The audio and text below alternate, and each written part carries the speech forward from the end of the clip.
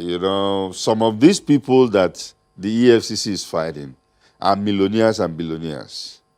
And that's why you have to be very diligent when you're investigating people like this. And that's why we've not succeeded. I remember very well where there was a press conference and Magu was asked, how about Hushpuppi? And then he was like, we're on it, you know, we're on it.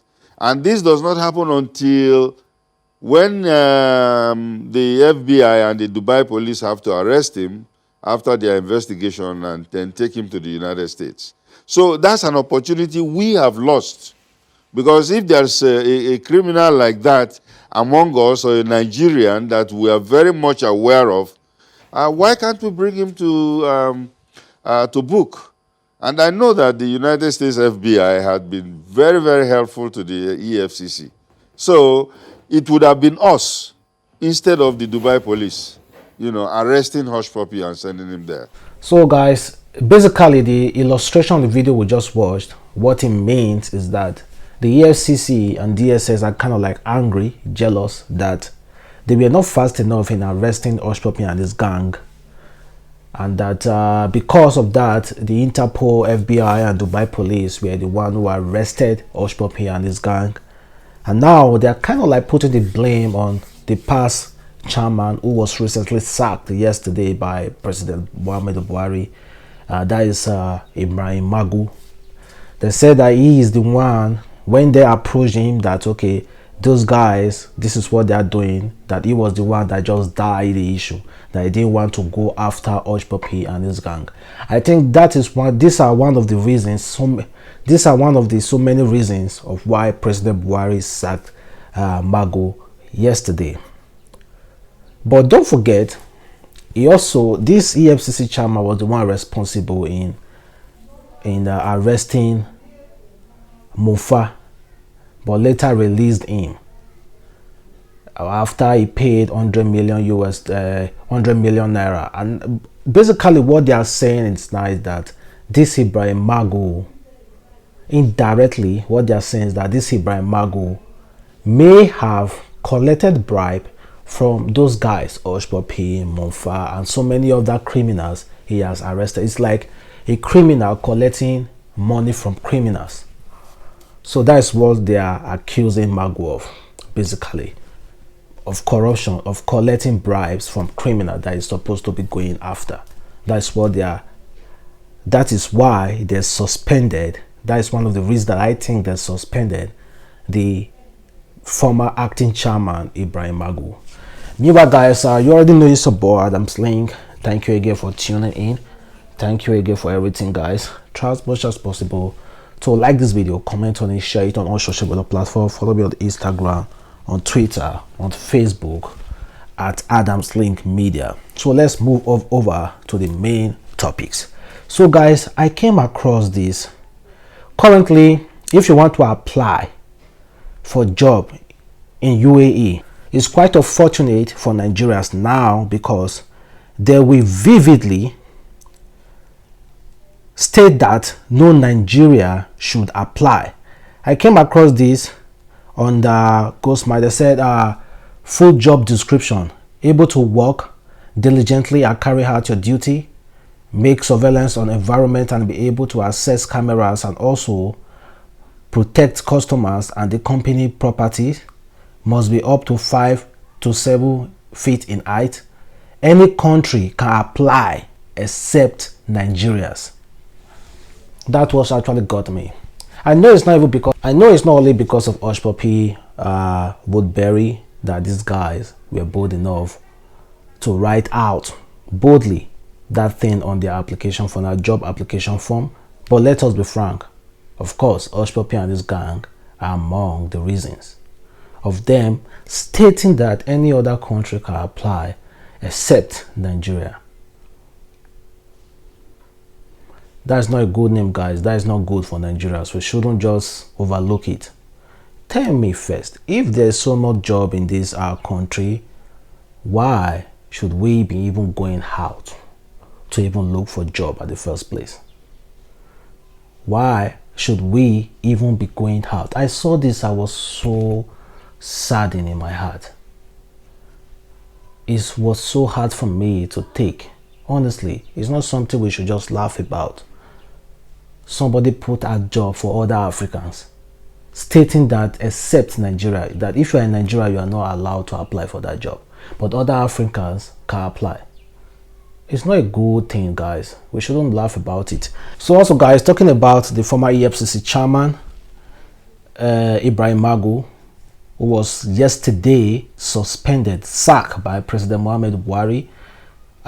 Currently, as we speak, the DSS are searching his house, searching for implicating documents, anything at all concerning money laundering and collecting bribe from criminals, from people who is supposed to be investigating, anything at all. They just want to implicate him and nail him currently.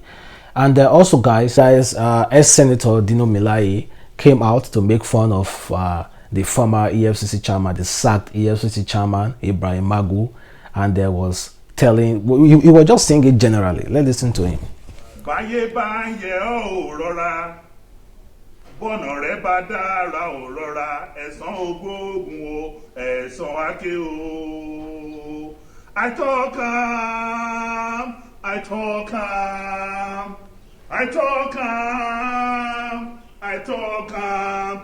I talk about Magu. Buhari no gree listen. Now Buhari don't see for himself. Oh, say many Magu, then plenty for him government. M-A-G-U, Magu. I think, guys, you know, is usually known for coming out laughing at APC leaders, anybody who has gotten into trouble. Recently, when Oshomole was sacked as the APC chairman, he also came out to make fun of Oshomole. So we already know him. Whenever this kind of things happen, he usually come out to make his own kind of music. Well, as I think we might be just living our life, just thinking what is happening currently with our Nigerian name. It's unfortunate that the bad side, the bad horse, is overshadowing the good side. We have doctors, like I've said on my previous video, we have doctors, you know, in the sportsmen who have been making us proud. A lot of things about Nigeria, or the people who have been making us proud, but because of this crime, terrorism and other kidnapping and all those kind of things, other things generally, they are like overshadowing the good side. Just imagine, this is how the US Department of State describe Nigeria to the US citizens who wish to travel to Nigeria. Let me just read a few of the things. They said, global head, they said, do not travel, avoid all international travel due to global impact of COVID-19. Reconsider travel to Nigeria due to crime, terrorism, civil arrest, kidnapping, maritime crime, which includes kidnappings, hijackings, boarding, thieves, etc. Some areas have increased risks. Read the entire travel. They say, do not travel to Borno and Yobe State and Northern Adamawa State due to terrorism. Adamawa, Bauchi, Borno, Gombe, Kaduna, Kano, and Yobe State due to kidnapping. Coastal area of Akwa Ibom, Bayelsa, Cross River, Delta, and River State, with the exception of Port Harcourt due to crime, civil unrest, kidnapping, and maritime crime. Country summary. This is how they summarize Nigeria. So they said, violent crimes such as armed robbery, assault, carjacking, kidnapping, and rape is common throughout the country.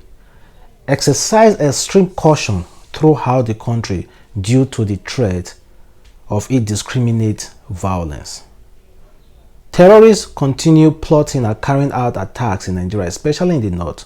Terrorists may attack with little or no warning, targeting shopping centers, malls, markets, hotels, places of worship, restaurants, bars, schools, government installations, transportation hubs, and other places where crowds gather.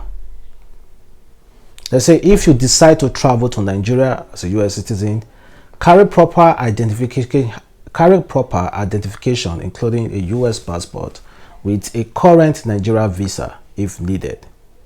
Exercise caution when walking or driving at night.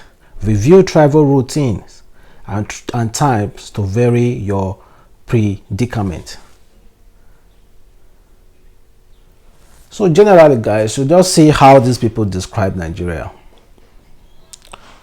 Honestly, it's something that everybody needs to work towards, not only the government. Of course, the government have a bigger role, but this thing of it's really bad. Honestly, it's really bad. This is just how they see us. Well, they also mention cybercrime. Of course, we already know that, kidnapping and so many other stuff. Well, that's just it. It's left for us to be able to, like, though we have so many, like I've said, we have so many good things going around, and quite unfortunate, they don't even like to mention those things. And they have been mentioned sometimes, most times, but it's just that those bad things overshadow the bright side, the good side of Nigeria as a whole. If the US State of Department coming out to warn its citizens about those kind of things in Nigeria openly, it's not as if they are hiding it. It's not as a hidden manual. This is just how it is. It's not a hidden manual. This is just how it is. It's written everywhere. Everybody have access to it. If they can openly come out to describe Nigeria as an unrest country, and it's true, it's not as if they are saying lies. It's true. We see what we are facing. We can hardly sleep at night with our two eyes closed. Robbery, so many things are happening. Our sister in the north can't even sleep. You understand? So guys, I think it's something we have to just work towards. And currently Magu is being investigated, and there have been allegations that they used to collect bribe, launder money for other people. Like, if you get caught and you have enough money to bribe yourself, then you will be at least be free, or they will stop the investigation. Of course, we already knew that. Nigerians already knew that. It's not as if it's something that we don't know. We already knew it. We already know this kind of things are happening. So it shouldn't be surprising to us. You understand? It's just that he is the one who has been caught. So don't forget, you know, when you get caught, you are the thief. We have other thieves around you, but when you get caught, you are the thieves. So guys, I think let me just end this video here. Try as much as possible to leave your comment. Let's have a discussion, and don't forget to follow me on Facebook, on Instagram, on Twitter at adamslinkmedia. And of course, guys, let's have a discussion. You can reach me out there, and if you're new to the family, subscribe, like, and click the bell notification so you can get updates on all my new content.